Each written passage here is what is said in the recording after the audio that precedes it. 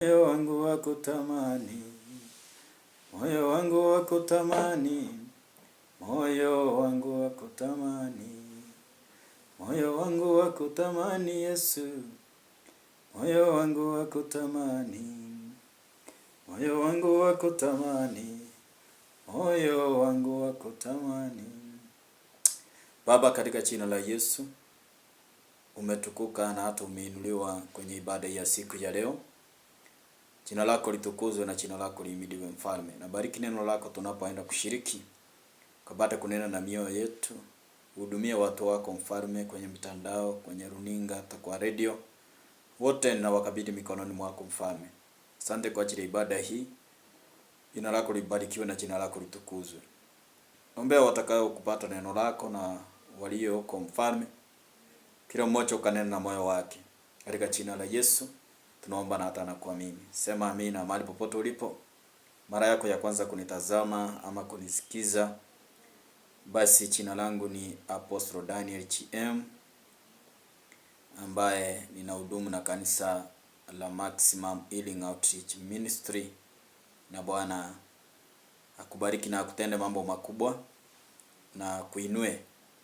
Katika ibada hii ya siku ya leo, tunaelekea kutamatisha mwaka huu, na nikapenda sana tukaweze kushiriki pamoja na Mungu wa mbinguni apate kunena na wewe.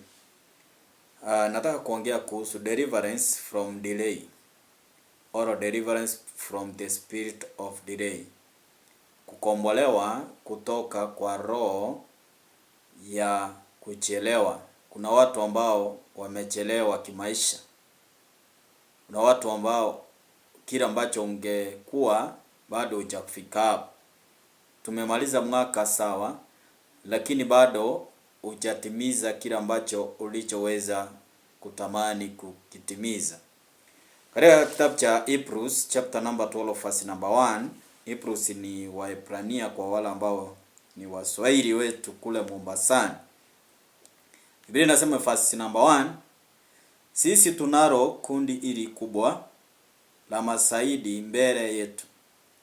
Kwa hiyo tuondoe kila kisuizi kinachotuzuia na mambo ile inayotungangania, tuipige mbio kwa uvumilivu katika mashindano yaliyowekwa mbele yetu.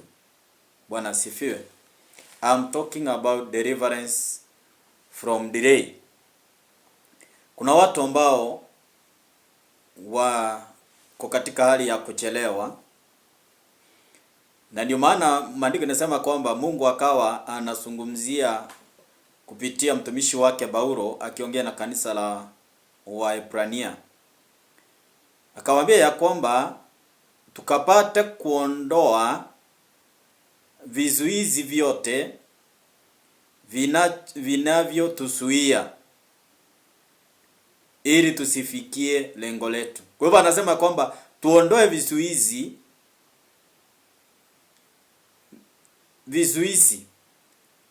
vinazotungangania, dhambi zinazotungangania. Kwa hivyo huyu mtu ambaye ni mtumishi wa Bwana Paulo anaona kuna vizuizi ambao zinawazuia hawa watu wa kanisa la Waebrania. Sasa nami ni siku ya leo nimekuja kukwambia mtu wa Mungu, kuna vizuizi ambazo zimekuzuia uchafikia lengo lako. Sasa Paulo alipotazama katika kanisa hili la Waebrania, aliona ya kwamba kila ambacho kimewazuia ni dhambi.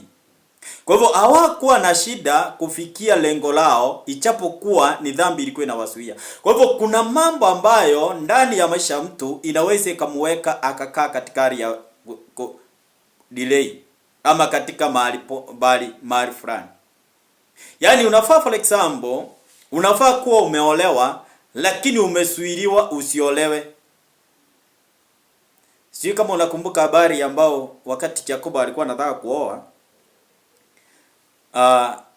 alipopata yule mwanadada aliyetaka kuoa, kizuizi kilikuwa kwa Jacob. Aliletewa mke si yule.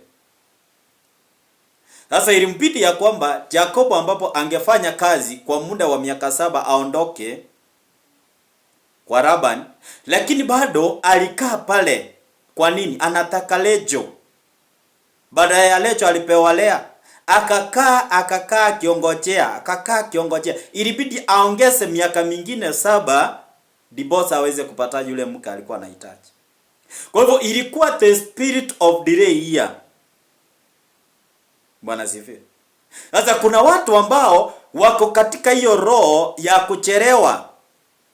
Yule mwanaume ambaye angekuoa bado umesuiliwa, uchawahi muona. Uko tu na wale wa kukutumia.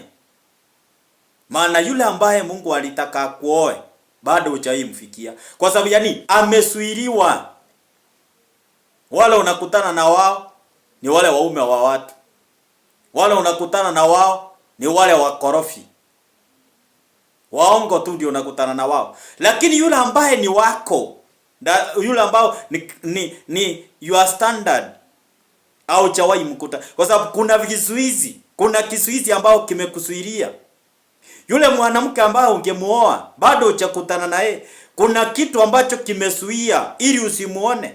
Amesuiliwa. Labda wewe uko Nairobi na yeye ako Usako, uko bara. Sasa mumesuiliwa katika kukutana kwa sababu yeye ako bara na wewe uko Nairobi. Uko mchini ako bara. Sasa unakuta ya kwamba hauwezi ukamfikia because kuna barrier. Kuna kizuizi. Sasa Paulo anaangalia kanisa la Waebrania, anaona ya kwamba wamesuiliwa na dhambi. Asubuhi ya leo, mchana wa leo, jioni ya leo, usiku wa leo. Sijui ni wewe umesuiliwa na nini? Umesuiliwa, ungekuwa labda sahi uko na gari, lakini kuna kizuizi ambao kimekusuia kupata hiyo gari. Kuna kizuizi ambao kimekusuia kuingia katika baraka zako. If you read the book of John chapter number 5 as from verse number 2. Ningependa nikupeleke hapo, maana unaweza ukakuwa kuelewa vizuri zaidi. Chapter number 5 verse number 2. Tusoma all the way to number 5. Inasema, umo Yerusalemu karibu na mlango uitwao mlango wa kondoo, ulikuwa na bwawa la maji liitwalo kwa Kiebrania Bethsaida, ambalo lilikuwa na barasa tano zenye matao. Umo barazani mlikuwa na wagonjwa wengi, wamekaa, vipofu, viwete na waliopooza. Basi umo balikuwa na mtu mmoja aliyekuwa mgonjwa kwa muda wa miaka 38. Naye alipomuona huyo mtu amelala hapo na kujua kwamba alikuwa amekaa kwa muda mrefu, akamuuliza, "Je, wataka kupona?" Naye akajibu, "Bwana, mimi sina mtu wa kunipeleka majini wakati yanapotibuliwa. Kisha nikijaribu kuingia, mtu mwingine unitangulia." Bwana asifiwe. Naongea kuhusu deliverance from the spirit of delay. Sasa huyu ni mtu ambaye yuko mgonjwa kwa muda wa miaka 38. Na katika hapa mahali ambapo walipo kwenye pirika ya Kiebrania ilikuwa na branches 5. Walikuwa wagonjwa waliopooza, viwete, magonjwa ya kila aina yalikuweko hapo. Yale ambayo yametajwa ni kupooza na uwete na vipofu. Sasa hao watu walikuwa katika hali ile ya ugonjwa, na hapo ndipo watu walikuwa napona kwenye hiyo pirika katika lugha ya Kiebrania ilikuwa inaitwa Bethsaida. Lakini katika hiyo hali yote, na hapo ndipo watu wanaponea, kuna mtu ako hapa muda miaka 38 bila kupona. Maana kulikuwa na kisuizi ambapo kilikuwa kinamzuia ya kwamba yeye ana uwezo ama ana mtu wa kumweka majini, maji yanapotipuliwa. Kwa hivyo pale katika ile birika kulikuwa na wakati maji yanatipuliwa, na katika ile maji inapotipuliwa, hapo ndipo kulikuwa uponyaji unapatikana. Hapo si kila wakati kulikuwa ni maji ile naponya, mpaka kupatikane wakati wa kutipuliwa. Na hapo wakati hapo kutakuwa na kutipuliwa, hapo mtu atakapoingia ndiye alikuwa apone. Lakini unamuona ya kwamba mtu huyo miaka 38 amekaa kwa hiyo ponyaji, lakini baada apone, kwa sababu ya kwamba ako na kizuizi ambacho kinamzuia asicha akapona. Kwa nini? Hana mtu wa kumshika mkono, hana mtu wa kumuingisha kwenye ile birika. Ninaona kana kwamba licha kwamba ichaandikwa labda huyu mtu alikuwa ni kiwete. Maana kama angekuwa si kiwete, angekuwa mtu ambaye anaweza angeenda kwa yale maji.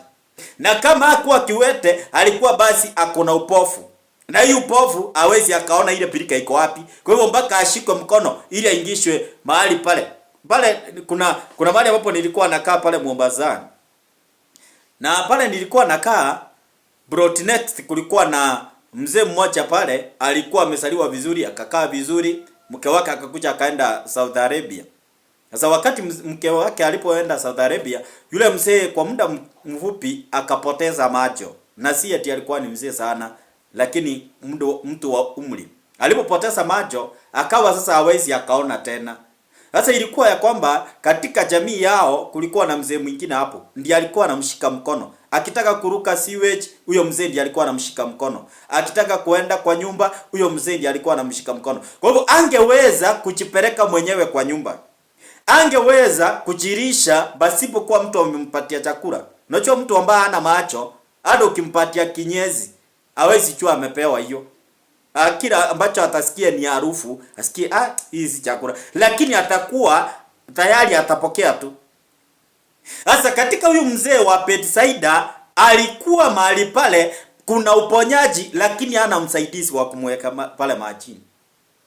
Sasa kuna mtu ambao unanitazama siku ya leo, kuna mtu ambao unanisikia siku ya leo, hauna mtu ambaye wa kukushika akuweke kwenye kazi. Umesoma sawa, uko na diploma, uko na degree, uko na certificate, uko na cheti kile ambacho umeweza kujaliwa, lakini mtu wa kukushika mkono. Wewe unataka kuniambia wale watu leo hii wako katika pale kwa wanasiasa wale, unataka kuniambia wote wamepita kuliko wewe? Si kuna watu pale wako na D+, kuna watu mpaka na D- huko, lakini wako huko, na wewe uko na degree yako hapo, uko na doctoring yako hapo, lakini haikusaidii. Kwa nini? Hauna mtu wa kukushika mkono. Na ndio maana nimekuja mpendo kuondoa vizuizi ambao zimekuzuia ili usiachiliwe kazi, ili usiweze kufikia baraka zako, ili usiweze kufikia hatima yako. Maana huyu ni mtu amekaa for 38 years. Kuna mtu leo hii umekaa na 38 years na hujaolewa.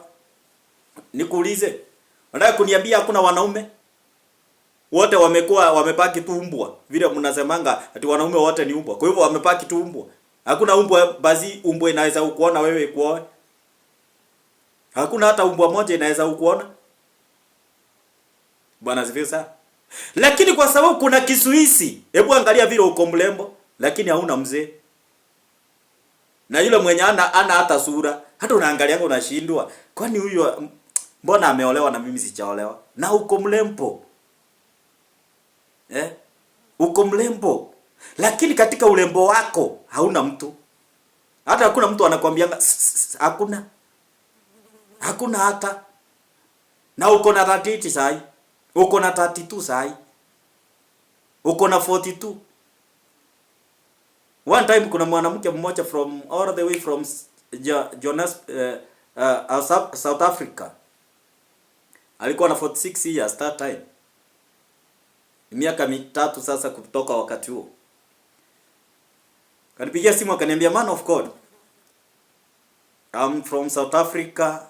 I'm so and so. I have this problem. Which kind of problem? Akaniambia niko na 46 years, sijaolewa na hata sijaipata hata mtu wa kunichumbia hata mmoja hivi. Nikamuuliza kama ni wewe, najua nilijifanya hapo sielewi. Kamuuliza kama ni wewe tu ulikuwa na kiburi wakati ulikuwa mdogo. Sasa umechelewa. Akaniambia hapana, Mimi sijawahi pata, hata sielewi ni kwa nini. So nilipokuwa ninafuatilia katika anga yake, Mungu akaniambia huyu alifungwa asicha akaolewa. Ako na kizuizi ambao kimemzuia asiolewe. Na hapo ndipo tukaomba na yeye. Leo tunaongea na wewe, huyo mama ameolewa na ako na mtoto vile tunazungumza na wewe.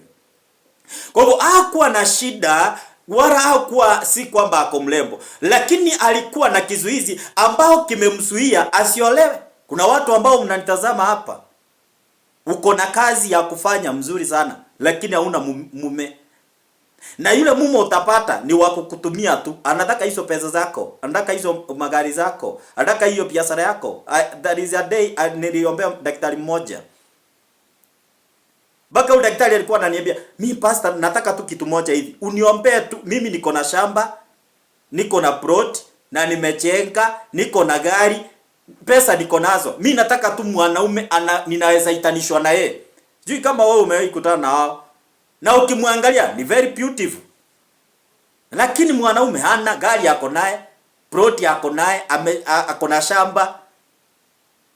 Lakini hana mpaka ako na nyumba za kulentisha. Lakini mtu anaweza kaitanishwa na yeye hakuna. Ndio maana Biblia inasema katika kitabu cha Isaia chapter number 4 ya kwamba mwanamke wanawake watakuwa wanaitanishwa, wanawake 7 wataitanishwa na mwanaume mmoja. Watakuwa wanang'ang'ania, wanasema sisi tutajipatia chakula kwetu, tutajipatia mavazi. Kile tunachotaka ni china ya mwanaume. You know, a man is a security. Bwana asifiwe. Sasa kuna watu ambao wamesuiliwa wasiche wakapata mtu yule ambaye Mungu aliwaumbia. Unajua kila mtu aliumbiwa mtu wake. If you are not aware. Kila mtu aliumbwa na mtu wake. Hata yule ambaye ni maskini wa mwisho ako na mtu wake. Yule tajiri mkubwa ako na mtu wake. Unajua sisi wanaume tunaogopanga mwanamke ako na pesa kutuliko. Bwana sifiwe. Tunasemanga hivi wanaume ya kwamba mwanamke akiwa na pesa atakukalia, lakini ni ile kufikiria kwetu sisi kiujinga. Bwana asifiwe. Sasa unakuta ya kwamba Mungu amemuumbia mwanamke mwenye ako na pesa. Lakini kwa sababu ya hii excuses ambao ni kisuizi kwa mwanaume ya kwamba ukiolewa na mwanamume ambaye mwanamke ako na pesa atakukalia. Sasa mwanaume kisuizi ni gani ya kukaliwa? Sasa unakaa hapo, unatafuta maskini mwenzako, kumbe maskini mwenzako si wako. Naye ni watajiri ule. Bwana sifiwe. Amen. Sasa kwa sababu ya kisuisi ya kwamba huyu nikioa nitakaliwa na yeye. Sasa mimi sitaki kukaliwa, kwa hivyo inabidi unakataa mke wako. Kisuisi. I'm talking about dealing with the spirit of delay. You need to deliver my brother and my sister from that spirit. Kwa sababu hii roho ikikukalia itakusuia vitu mingi. Huyu ni mtu ambaye ako na 38 years, ameshinda hapo amekaa na anaongojea uponyaji hapo. The same na wewe umekaa hapo unaongojea kupona. Uko hapo unaongojea kuolewa. Uko hapo unaongojea kuachiliwa kazi. Uko hapo unaongojea kusoma. Uko hapo unaongojea kupata mtoto. Lakini for 30 years, for 28 years, for 10 years, for 5 years, you are still waiting. Na bado unajipa moyo. Mimi najua tu siku yangu inakuja. Mungu ninajua tu siku moja atanikumbuka. Sasa swali ni je, kwani Mungu siku hizi anazaa wingi watu? Lakini kuna roho ambayo ni roho ya kuchelewa. Na hii roho ya kuchelewa mpendwa ndio imekukalia. Mungu hana shida na kukutendea. Mungu hajachelewa, lakini kwa sababu kuna roho ya kukukalia ya kuchelewa. Sasa unakuta ya kwamba kila kitu yako imechelewa. Sasa unakuta kwa sababu imechelewa na wewe unajitianga moyo. Unaacha hiyo roho ikikuja inakutianga moyo. Inakwambia siku moja tu Mungu atakuja. Na unaishi unakufa ukiwa maskini. Unataka kuniambia hakuna watu wamekufa wakiwa maskini? Unataka kuniambia hawako wanataka kutajirika? Kuna mtu anataka kufa maskini? Lakini kwa sababu ya roho ya kucheleweshwa, alicheleweshwa. Unakuta mtu anaajiriwa kazi. Anakaa kazi mwaka moja, miaka 10, miaka 15, 20, miaka 30. Hako kazi tu. Lakini huyo mtu hata baiskeli hana. Huyo mtu hata kagari kale kusukuma kwa mlima kanatoa moshi yote ana. Hebu nikwambie mtu wa Mungu, kama uko na 45 years na hauna hata kaproti, there is a spirit of delay in your life. Hata 40 years na una hata kaproti hivi kuitanishwa na wewe, uko na roho ya kuchelewa. Yaani unataka kuniambia wakati ambapo umezeeka ndio unataka kuniambia ati utakuwa na gari? Unapeleka wapi sasa gari na wewe ni mzee? Ushinda hapo ukiambia watu kuja mniendeshe hapa. Lazima waachie driver. Si unakaa kama Uhuru. Saa zingine Uhuru ana drive mwenyewe. Maringo tu hivyo. Si ati lazima uendeshwe na mtu. Bwana asifiwe. Yaani unabarikiwa ukiwa mdogo. Ukiwa bado uko na nguvu. There is one family. Walikuwa naishi wakikula tu sukuma. Walikuwa wanakula sukuma. Kwa nini? Wasomesha watoto. Ni kuchinyima hiyo. Sasa imagine watu waliishi mpaka sasa ile wamezeeka. Ndio watoto wao wanakuja kuachiliwa kazi. Sasa ndio wanaanza kuwaletea nyama, naye wazee wakifika kuna miaka wanafika hawawezi kula nyama tena. Kuna wakati wanafika hawawezi kula maziwa tena. Yaani sasa wakati hawataki kukula sukari tena. Na hiyo time ndio wanafaa. Lakini sasa kwa sababu ya nini? The spirit of delay ambayo iliwakalia wakati wanakuja kupata si time yao sasa. Sasa kuna watu wako hivyo. That is a certain man ilikuwa anamfanyia deliverance one time. Yule mwanaume amefungwa. Ameoa lakini hawezi sana yeye. Huyu mwanaume amefungwa. Hawezi fanya maendeleo mpaka afike miaka 60. Hiyo ndio target walikuwa wameweka wachawi wao. Na anayefanya hivyo ni auntie aliyeolewa na brother to father wake. Sasa amemfunga mpaka afikise 50 years. Sasa nilikuwa nauliza hiyo mapepo, kwa nini mnataka kumfunga mpaka 50 years? At 50 years huyu amezeeka. Hana nguvu ya kufanya kazi tena. Nikawauliza, kutoka hapo sasa mtafanya aje? Sasa tutatoa hiyo kifungo, tutawekea kwa huyu msichana wake. Kuna msichana huyo mama alikuwa ameolewa na yeye. Sasa alikuwa ameoa mwanamke akona mtoto. Sasa na yeye wanaongojea wakati watakapoondoa ile kifungo kwa yule mzee, watarudisha kwa huyu mtoto. Na yeye akaa hivyo tu kama baba yake. Bwana asifiwe. Sasa kuna maroho ambao yanaitwa ya kucheleweshwa. Kuna kifungo ambao unakuta umefungwa mpaka ufikishe miaka 40. Sasa hapo ndio ati unaanza kuambiwa unataka kupendwa. Uniambie miaka 40 utaolewa, utaenjoy ndoa nini? 40 years ati sasa ndio unataka kuolewa. Nini utaenjoy hapo? Unless upate mzee naye amechoka kama wewe, muenda mkiendanga. Muende msaidiane maisha na huko mbele. Lakini hakuna kuenjoy ndoa hapo. Bwana asifiwe. Maana chochote ambacho unakipata kama una nguvu, hauwezi ukaenjoy. Wewe ni pastor, unaitwa bishop. Unakaa uko na miaka 50. Sasa ndio unaanza kupata washirika 50. Uko na miaka 65. Hapo sasa ndio uko na washirika 100. Uniambie sasa unaenda wapi? Unaweza funga ukiwa na miaka 65? Hiyo sasa hiyo huwezi funga. Hiyo ni ile sasa uenda na grace. Sasa kuna watu ambao unakuta umefungwa mpaka sasa ile umechelewa. Hebu niambie bishop, uko hapo uko na 69 years. Na hata uchanunua kagari. Bado uchanunua kaproti. Unataka kuniambia hapo ni mzigo umeachia familia ama ni baraka umeachia familia? Ni kifungo kimekuchelewesha. Na unajitia moyo kwa Bwana. Vile Daudi anasema ya kwamba nitajitia moyo kwa Bwana. Sasa na wewe uko hapo pastor, unajitia moyo kwa Bwana na uko na 69 years. Bado hujanunua chochote. Washirika wenyewe ni wale wa kupembeleza. Hawajaiamua kukua na wewe, ni kupembeleza tu, unapembeleza. Kanisa bado ni kama bati. Bado unasema nitajitia moyo kwa Bwana. Utajitia moyo mpaka ukufe. Mimi unajua kuna vitu zingine ninakataanga, haziwezi kufanyika, na zikifanyika ninakataanga nazo. Sasa wewe uko hapo unashinda hapo ukisema mimi najua siku moja Mungu atakuja. Kwani Mungu alienda lunch? Acha maliza kukula lunch arudi. The spirit of delay, my brother and my sister, imekukalia. Na hii roho imekukalia ndiye inakwambianga, inakutia moyo, inakwambia ngojea tu.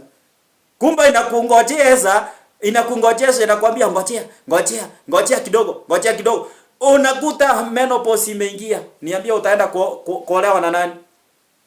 Menopause imeingia. Nani ataoa? Labda upate mzee tu amechoka hapo, msugumane na yeye huko. Kutane Kiturai, muende 40 Huruma huko, muhurumiane huko. Ama muende huko stage ya paka huko. Bwana asifiwe. Ama muende huko silent. Msilentiwe huko. Amen. The spirit of delay. Huyu ni mzee amekaa 38 years. Wewe uko na miaka mingapi unaongojea upate mtoto? Uko na miaka mingapi unaongojea ununue ploti? Uko na miaka mingapi unaongojea kujenga nyumba? Unanunua mabati, unataka kwenda kujenga nyumba. Ikikaribia kufika, kagonjwa kanatokea.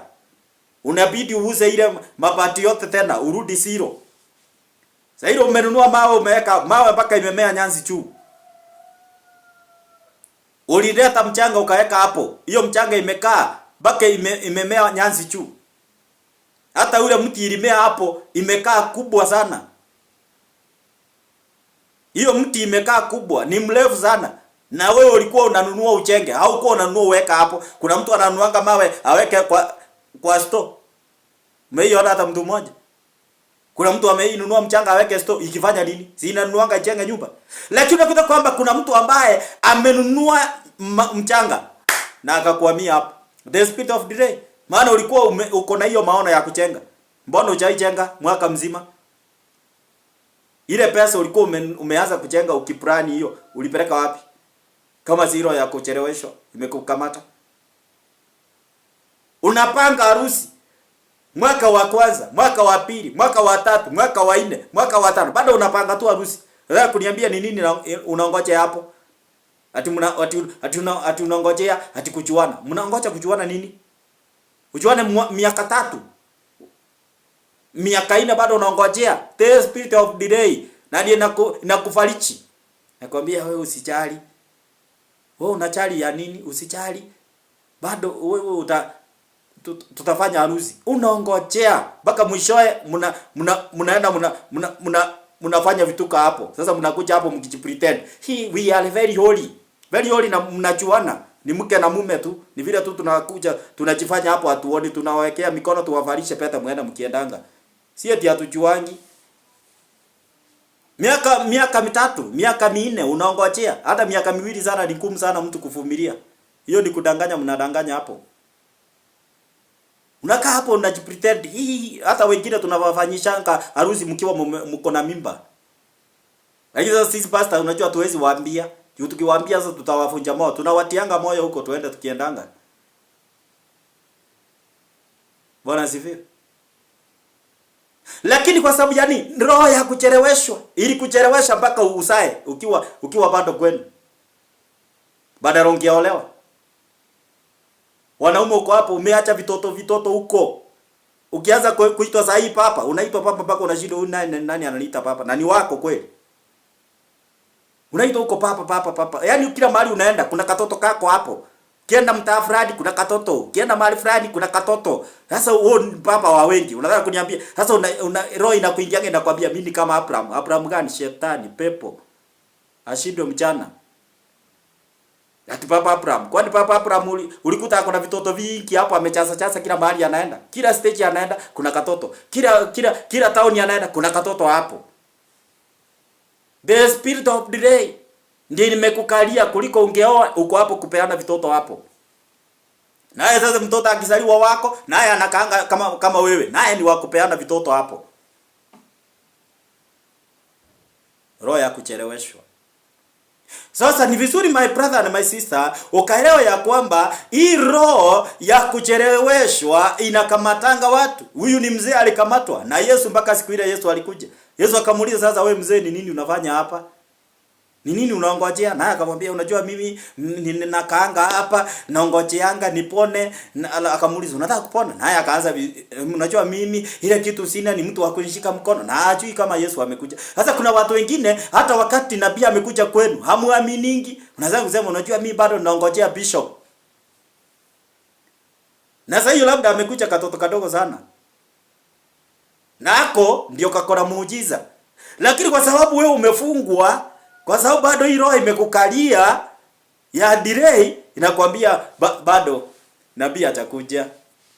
Huyu mzee amekaa hapa. Sijui kama alikuwa mzee wa kiume ama ni wa kike, lakini amekaa hapo.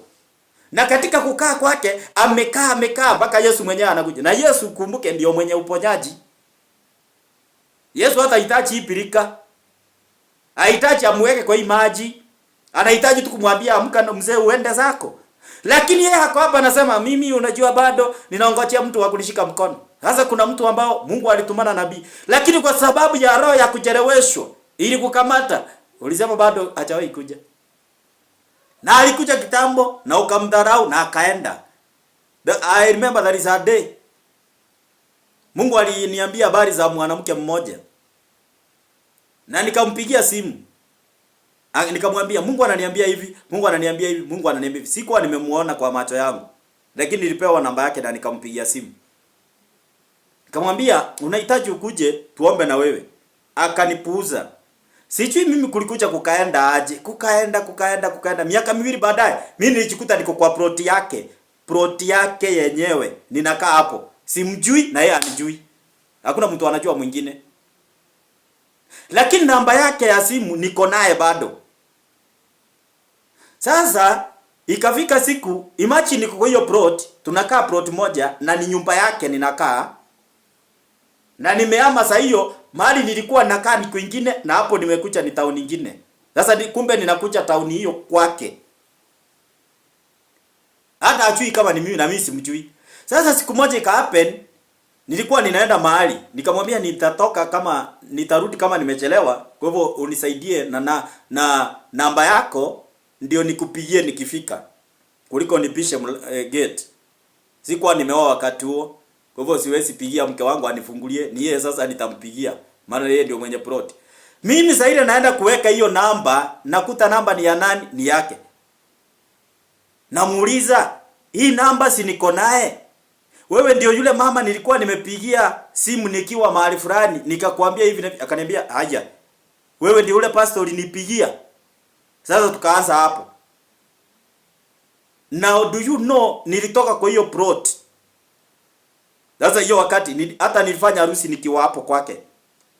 Sasa ndio nikaama siku ya harusi. Nilifanya harusi nikiwa kwake na nilimwacha akiwa amefungwa. Why? Maana Mungu anatumbanga mkombozi, na huyo mkombozi asipoweza kueleweka ataacha huyo mtu kwa shida. Huyu ni Yesu anakuja hapa. Na anakuta huyu mzee amefungwa hapa. Na anamuuliza unataka kupona? Anaanza kumwambia sina mtu wa kunishika mkono. Sasa Yesu akamwambia wacha ujinga. Inua pepa godoro lako na uende zako. Hakuna maji utaingia hapa. Sasa kuna watu ambao wamekaliwa na hii roho. Na ndio nimekucha mpendwa ni kuongeleshe ili ukaweze kuondoka kwenye hii roho usiingie nao 2026. It will be very very painful, very shameful. Ati unatoka kwenye mateso ya 2025 bado unaingia 2026 nayo. Mimi ningekuwa ni wewe ningeangalia hii roho nijiite kama mkutano. Niseme hii roho ya delay sitaingia nao 2026. Roho ya kudelay mimi ninapigana nayo haitanikalia 2026. Mimi sijui kama wewe utakubaliana kukaa na hiyo roho. Mtu wa Mungu unafaa kuwa sahihi, unafaa nguo mzuri. Lakini angalia matambara umefaa. Roho ya delay imekukalia. Unavaa kiatu mpaka kiatu yenyewe inakuambia, jameni, si unihurumie nimemaliza kazi." Lakini bado uko hapo unakipembeleza viraka. Umepiga hiyo kiatu kiraka mpaka hata ijulikani ilikuwa kiatu gani. Kuna wakati hiyo roho ilikuwa imenikalia, nilikuwa ninakaanga na kiatu moja. Ninakaa nayo mpaka inaseka mpaka hiyo kiatu kama ilikuwa inaongea inaniuliza, "Kwani unioni kama nimechoka?" Mpaka iseke ndio ninunue kiatu kingine. Siku moja nikafika nikaangalia, kwani hii kiatu inanunuanga pesa ngapi? Mbona mimi nakaanga na kiatu moja mpaka kiatu inakataa kazi. Napiga kraka, nabadilisha sole, sijui inafanya nini. Na imagine akili inipatii kwenda kubadilisha sole, unaweza enda hata ununue kiatu kingine. Maana roho ya kuchelewa imenikalia. Kuna watu ambao niko hapo ninaongelesha na wamefungwa hivyo. Unanunua nguo moja. Yaani hiyo nguo unakaa nayo hiyo kasuti. Kila siku uko na hiyo kasuti. Unakaa na hiyo kasuti. Mpaka kasuti kana barara. Kwanza kule Mombasani. Kijameni. Kana badilika kanakuwa sura nyingine. Kalikuwa ni ka brown kanarudi kanakuwa white. Lakini bado unakasukuma, unakaambia mzee tuende. Unakapembeleza bado. Kamekataa kazi lakini unasema tuende. Unakuta ni sati imekataa kora hapa. Imekatika katika kora. Unabidi ubadilishe hiyo kora, uigeukse pande ile nyingine. Inakaa kama ni kasati lakini kamechoka, because the spirit of delay is all ruling over your life, my brother and my sister. Mimi ningetamani siku ya leo mtu mmoja anaweza akasikia na akasema hii roho imenikalia muda mrefu, sitaki kufuka nao 2026. Amen. Kuna wakati ambapo nilitambua kuna roho ilikuwa imenikalia. Roho ya delay. Roho ya delay ilikuwa inanikalia. Unakuta mimi napata kazi. Hiyo kazi nikiipata, ninaweza pata hiyo kazi. Alafu ninakaa miezi miwili. Sina kazi tena. Nikakuja nikaona hapa kuna kitu. Sasa kuna watu mmekaliwa na roho kama hii. Unapata kazi leo. Unakaa miezi 10. Ama unakaa hata mwaka unaisha na upati kazi. Uko hapo tu kusaidiwa.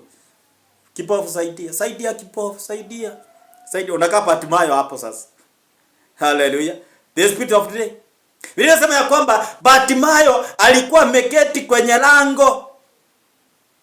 Na katika kuketi kule kwa Batimayo kwenye mlango, mpendwa, huyu mtu alikuwa anaweza akaingia kanisani, lakini amekalishwa, amewekwa kwenye roho ya kucheleweshwa. Mtu ambaye angetembea. Matendo ya Mtume. Haiwezi ningeweza kupata mtu mmoja tu nimsaidie siku ya leo. Atoke kwenye hiyo roho ya kucheleweshwa, itoke kwa maisha yako. Kaweze kuwa huru kwa ajili ya utukufu wa Mwenyezi Mungu. Bwana Yesu asifiwe sana. Matendo ya Mtume. Tuenda hapo na wewe. Alafu tukaweze kusoma kitu hapo, kwa sababu Mungu anataka kuzungumza na mtu siku ya leo. Matendo ya Mtume, Acts, kwa wale ambao ni wasungu, na najua ya kwamba kuna kitu ambacho utakuwa mwenye kusaidika. Unajua si wote wa kusaidika, lakini kuna watu ambao ni wa kusaidika. Bwana asifiwe sana. Ukipata mtu mmoja wa kusaidika, basi itakuwa vyema na vizuri zaidi. Bwana asifiwe sana. Katika Matendo ya Mtume mlango ule ni wa 3, kuanzia yake ya 2, nasema wakati huo watu walikuwa wanampepa mtu mmoja kiwete tangu kusaliwa. Watu hao walikuwa wakimweka huyo mtu kila siku kwenye lango la hekalu itwayo Mlango Mzuri, ili aombe chochote kwa wale waliokuwa wakiingia hekaluni. Alipoona Petro na Yohana wakiingilia hekaluni, aliwaomba wampe chochote. Petro na Yohane walimkondolea macho, naye Petro akamwambia, "Tazama."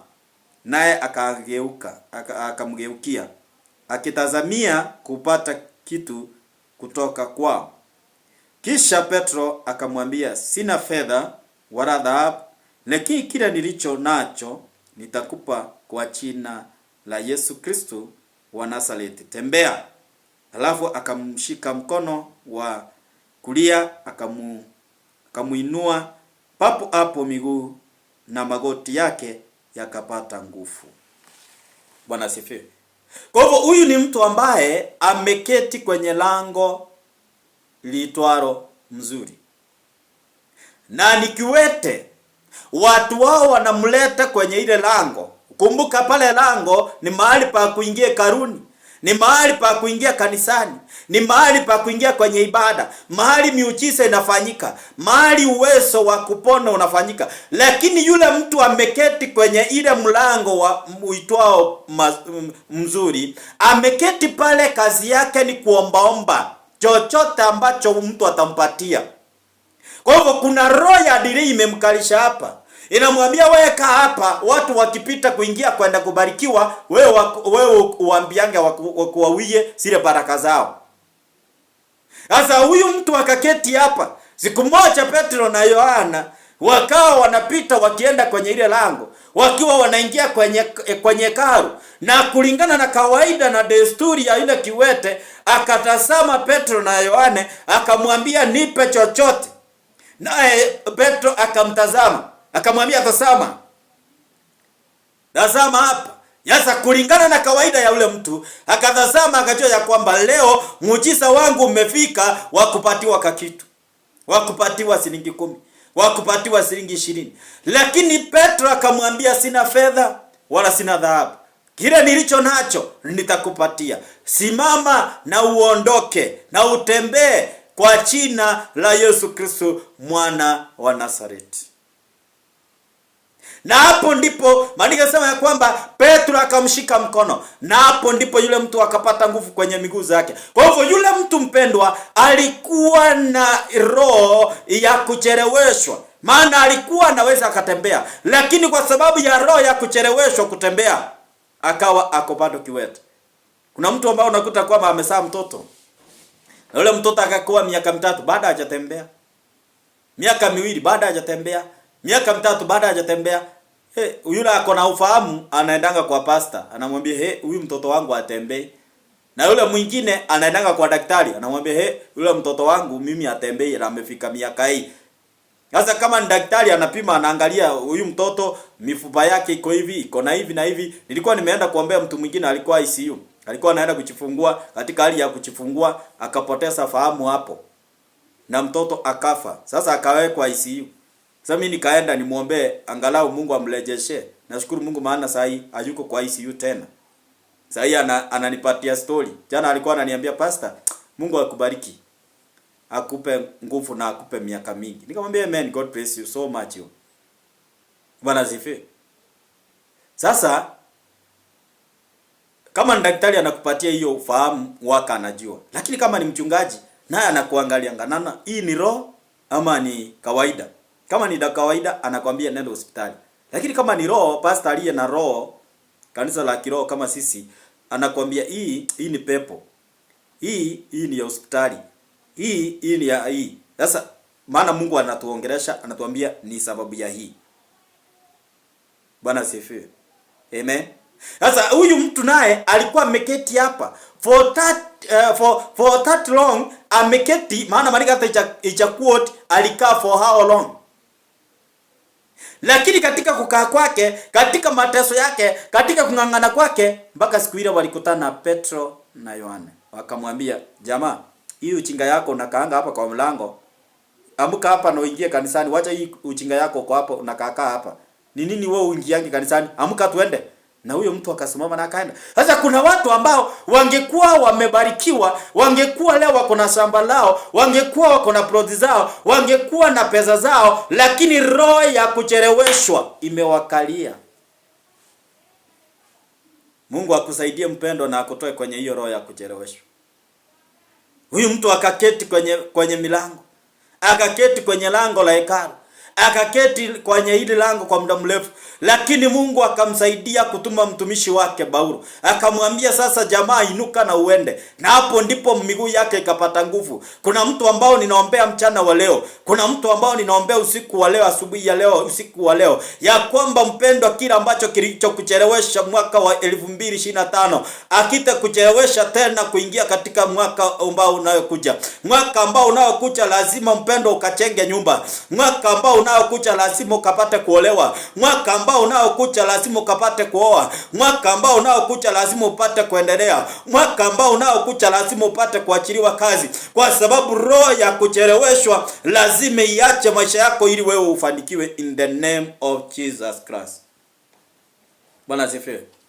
Yaani imagine Mungu alikuwa amekuumba ukiwa na miaka 25, huo uko na gari yako, lakini uko na 40 years hata una baisikeli.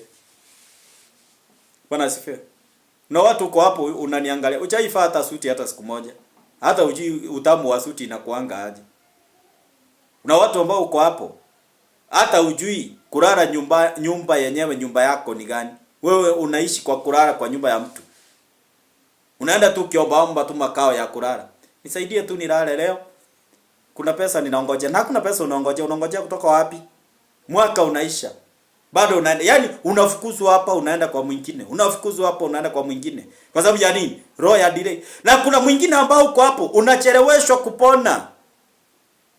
Roho ya kuchelewa imekukalia. Ugonjwa ambao ingepona kwa siku chache, bado uko katika hali ya kukaa kwenye ugonjwa. Genesis chapter number 18 verse number 14. Genesis ni Mwanzo, mlango ule ni wa 18, mstari ule ni wa 14. Biblia inasema aje? Je, kuna jambo lolote lisilowezekana kwa Mwenyezi Mungu? Nitakurudia wakati ulipopangwa. Wakati kama huu mwakani, na Sara atakuwa na mtoto wa kiume. Lakini Sara akiwa na hofu akakana akisema, sikucheka. Mwenyezi Mungu akamwambia, si hivyo kucheka ulicheka. Kila mtu anajua habari za mtu huyu ambaye ni mtumishi wa Bwana Ibrahim na Sara. Sara amekaa bila mtoto.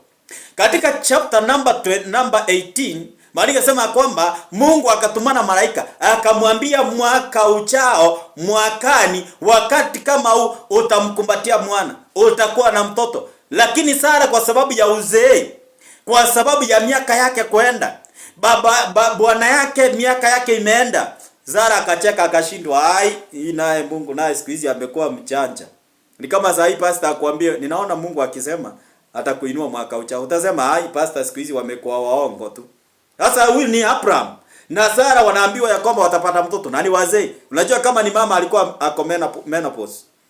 Lakini katika menopause hapo ndipo anaambiwa ati utapata mtoto. Imagine sasa anatembeanga na kamkokocho hivi. Ndiye anatembea kanako. Na hapo ndipo Mungu anatumana malaika anamwambia, wewe ndio umwambie Sara atapata mtoto. Sara akasikia hii naye ni ufara hii. Akasema mimi si akacheka.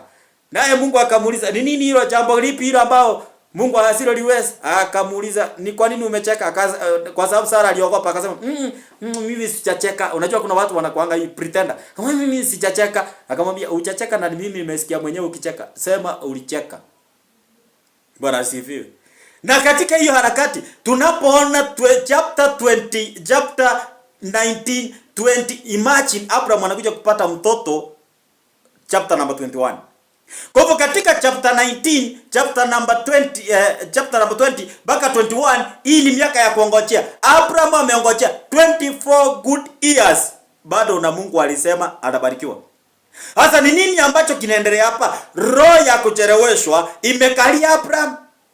Licha kwamba Mungu ametabiri, licha kwamba Mungu amenena, licha kwamba Mungu ametumana, lakini Abraham aliongojea for 24 years. Kwa hivyo mpendwa, nataka nikwambie siku ya leo, Mungu anaweza kuwa amenena ya kwamba atakubariki. Mungu anaweza kuwa anasema ya kwamba atakuponya. Mungu anaweza kuwa anasema ya kwamba utapata mtoto. Mungu anaweza kuwa anasema ya kwamba utanunua gari. Mungu anaweza kuwa ametabiri chochote kile kwa maisha yako. Lakini katika roho ya kucheleweshwa ikakuchelewesha. Na ni Mungu amenena. Sasa Abraham Mungu ananena na anacheleweshwa. Kwa hivyo unaweza kuwa hata uko ndani ya kanisa na pia saa tabiri na pia saa kuombea, lakini katika roho ya kucheleweshwa ikakukalia. Sasa usipopigana na roho ya kuchelewa, utakaa katika kuongojea Mungu, utakaa katika kanisa la Mungu mpaka mwisho unafika mahali unasema mimi hata siku hizi sitaki kutoa fungu la 10. Mimi hata nimetoa sana. Hata hao wengine wacha watoe. Unafika mahali ulikuwa unatoa dhabihu, lakini kwa sababu ya kuchelewa, umecheleweshwa, umetoa dhabihu, umeambiwa ya kwamba ukitoa dhabihu utapata plot, na ukatoa na roho ya kucheleweshwa ikakukalia. Sasa ukakaa ukafika mahali ukasema mimi nilitoa siku ile nyingine hata hakuna kitu kilifanyika, na hata sasa hata siwezi toa, wacha tu ikae. Wacha tu Mungu atakuja tu. Na Mungu hatakuja. Ni Abrahamu hapa ametoa dhabihu. Abrahamu ametoa dhabihu mpendwa. Lakini katika kutoa kwake dhabihu, achapigana na roho ya delay. Amekaliwa na hiyo roho ya delay. Imemkalia katika miaka 24. Hapo ndipo Abraham sasa kanachangamka, kako na Isaka. 24 good years.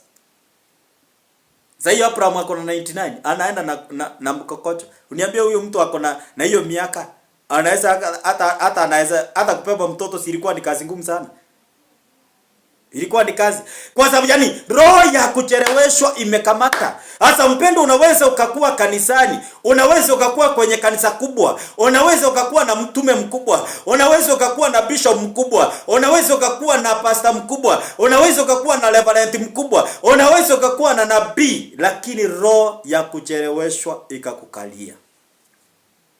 Na ukaishi ukilalamika, ukaishi ukiteseka, ukaishi ukikataa kutolea Mungu, ukaishi ukikataa kusupport kazi ya Mungu, ukaishi ukichelewa kanisani, kwa sababu roho ya kuchelewa imekukamata mpaka inakuchelewesha kwenda kanisani.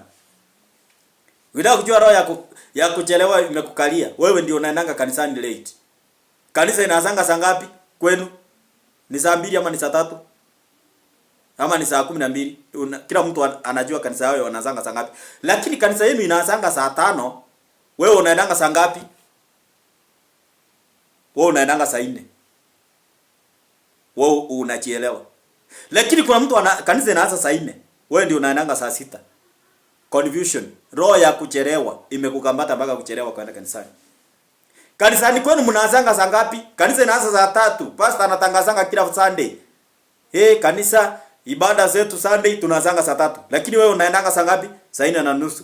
Roho ya kuchelewa imekukamata. Maana unaendanga wakati wengi malaika hasa kuja ameangalia ile sasa inaitwanga register ya watu wenye walikuwa kanisani, wewe ndio unaingianga. Na unaenda ukiwa umekaa vizuri, unakaa muungwana. Lakini roho ya kucheleweshwa imekukalia. Na wewe hujui kama hiyo ni roho imekukalia. Wewe unafikirianga ni kawaida, ati wacha kwanza wapanguze viti. Nani umeweka hapa kupanguzie kiti? Na malaika amesha kuja hapa amechukua register. Wewe unaongojea kupanguziwa viti. Basi ongojea upanguziwe viti. Na wewe utaishi kungangana. Utaishi ukiteseka. Utaishi ukisema hakuna Mungu. Na Mungu alikuweko. Na hakuna siku Mungu anabadilika. Lakini kwa sababu roho ya kuchelewa imekukalia, inakuchelewesha kanisani. Kutoa fungu la 10 wewe ndio unachelewa. Kutoa sadaka wewe ndio unachelewa. Kuingia kanisani ni wewe unachelewa. Kwa maombi ni wewe unachelewa. Yaani kila kitu wewe unachelewa. Unajua kuna watu roho hiyo imekalia hivyo. Wanachelewa kuolewa, wanachelewa. Kupata watoto wanachelewa. Kupona wanachelewa. Kupata kazi wanachelewa. Kusoma wanachelewa. Wewe kuna watu walienda shule wakiwa na miaka 5 na wengine walianza wakiwa na miaka 3. Unajua kama mimi nilichelewa kwenda shule. Mimi nilienda shule nikiwa na miaka 5 na nikaenda term 2. Sasa mimi wakati mtoto wangu anataka kwenda shule nikaona hii roho hii nataka kukalia mtoto wangu. Mtoto wangu karibu aenda shule term 2. Unajua mimi nawafundishanga hizi vitu, mnanionanga kuwa fara. Lakini wewe unaniona kuwa fara, wewe achana na mimi. Wacha tu niupilie huyu mwenye ananielewa. Nilipoona hii mwezi wa kwanza umeisha, watoto wamefungua mwezi wa kwanza. Mtoto anaingia mwezi wa pili baada hajaenda shule. Nikaita pastor nikamwambia, "My wife, nikuulize. Unajua mimi nilienda shule term 2. Na ninaona mtoto ni kama naye hiyo miaka naona naye ni kama tutampeleka term 2." Kaniambia naye usuri ako na ufahamu. Kaniambia yenyewe hii ni roho, hii ni ile madhabahu yako. Unajua usuri wake yeye ananiambia. Kaniambia hii ni ile madhabahu yako, maana huyu si ni kijana. Basi hii madhabahu yako ndio hiyo inamkalia. Na nikaona yenyewe ni ukweli. Hii madhabahu yangu ndio inamkalia. Niliamka kupigana naye. Mpaka nakumbuka kuna chama mmoja alinihurumia. Akaniambia, "Na pastor, unajua mimi ni pastor sasa hiyo, usifikirie mimi ni mshirika. Mimi ni mtume sasa hiyo. Na sijabadilika ni mimi. Akakuja akaniambia, na nikuulize pastor, unajua mtoto wangu kuna kabagi nilikuwa nimemnunulia akianza shule na sasa hatumii hiyo kabagi. Si nikusaidie hiyo kabagi ufanye nini? Uende nayo mtoto aende naye shule, alafu tuone namna gani. Na anaweza enda hata kama ni na nguo za raia. Unajua hata sikuwa na uwezo wa kununua hata uniform. Anaweza enda hata na nguo za raia tu hivyo, na ukijipanga baadaye nikachiita kama mkutano nikaangalia yenyewe. Mimi mwenyewe nikienda shule, si nilikuwa naendanga na ile karatasi ya ilikuwa ya black. Unakumbuka hizo enzi za makaratasi? Sasa ako kapepa bag ndio nilikuwa naenda nayo ka black. Nakumbuka vizuri sana. Alafu sasa kanararukanga. Imagine na kalikuwa kanauzwa sijui shilingi 2 na somuni hiyo wakati. Sasa kanararuka, ninaka kunja tu. Yaani mateso haki. Mnajua sasa zingine mimi nikiwaambia hii mambo, mpigana na madhabahu ya kwenu. Mnaonanga mimi sielewi kitu nasema. Lakini nawasaidianga. Maana mimi nilikamatwa na hiyo madhabahu. Yaani imagine karatasi ya shilingi 2.5 unashindwa kununua. Mzazi, unataka kuniambia hiyo ni maisha mazuri? Ama huyo ni Mungu anataka atiuka hapo? Alafu unazinda hapo ukisema Mungu atakuja. Mungu atakuja kwani alikuwa Mungu anaweza kuja na shilingi 2 na somuni? Lakini kwa sababu kuna roho imekukalia ya kuchelewesha. Sasa mimi nikakaa hapo, nikaangalia yenyewe. Sasa ile kama mimi nilikuwa naenda na karatasi. Kwa hivyo sikununuliwa bag. Nikaona hii ndio roho inataka kuingia kwa mtoto wangu. Sasa na yeye asaidiwe bag. Nikasema, nikakuja nikaambia my wife, nikamwambia pastor, hii mambo ya kupewa bag tupeleke mtoto naye shule, siwezi kubali. Hiyo siwezi. Hatutampeleka na lazima tutanunua bag mpya. Unajua hiyo wiki ndio nilipata kazi mimi. Hiyo wiki tu nikapata, hiyo ndio nilipata kazi na nikanunua uniform, nikanunua bag, nikapata school fees, mtoto akaenda shule. Lakini kama ningefanya ufara kitu kidogo hivi, mtoto angeenda tamtu shule. Sasa nataka nikwambie nini mpendwa? Ya kwamba upate kupigana na roho ya kucheleweshwa. Hii roho inaweza kutenda wakalia kama familia. Dada yake alichelewa kuolewa.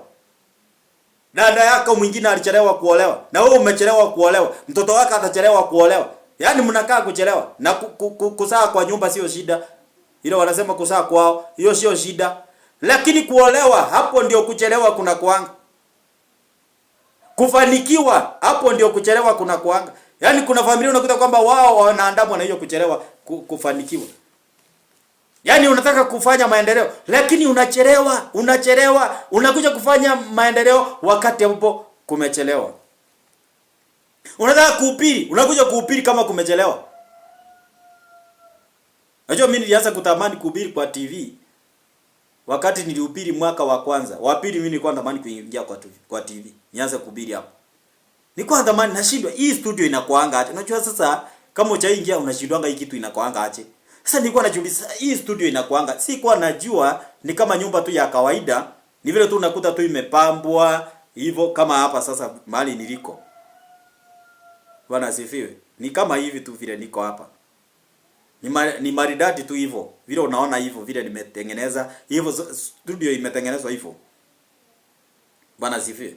Sasa nikafika mahali nikaona pastor mmoja akihubiri kwa TV. Nikasema kuna roho ya kunikalia nisihubiri kwa TV. Hata mimi nataka kupeana sacrifice huko, nikatuma dhabihu yangu. Hata anijui, nikamtumia tu sadaka yangu. Nikasema mimi nataka hata mimi niingie kwa TV. Sikumaliza mwezi kama sijaingia kwa TV. Na hiyo TV inakumbuka, nilipewa 1 hour free of charge. TV yangu kuingia kuhubiri. 1 hour. Na kuingia hiyo TV kuingia kuhubiri, ulikuwa unalipa 80,000 by 1 hour. Nilipewa free siku hiyo. Na hapo ndipo mimi nilianza kuhubiri kwa TV. Hapo ndipo nilianza kuhubiri kwa radio. Amen. Lakini lazima mpendo uelewe ya kwamba upigane na roho ya kucheleweshwa. Maana Abraham amecheleweshwa. Kuliko apate watoto akiwa mdogo, anapata watoto akiwa uzeeni. Bwana asifiwe. Nataka nimalizie hapo katika Daniel. Wala ambao ni watu ambao ninabariki. Tusome Daniel chapter number 9 verse number 2, number 3, alafu tutaruka tuende verse number 11.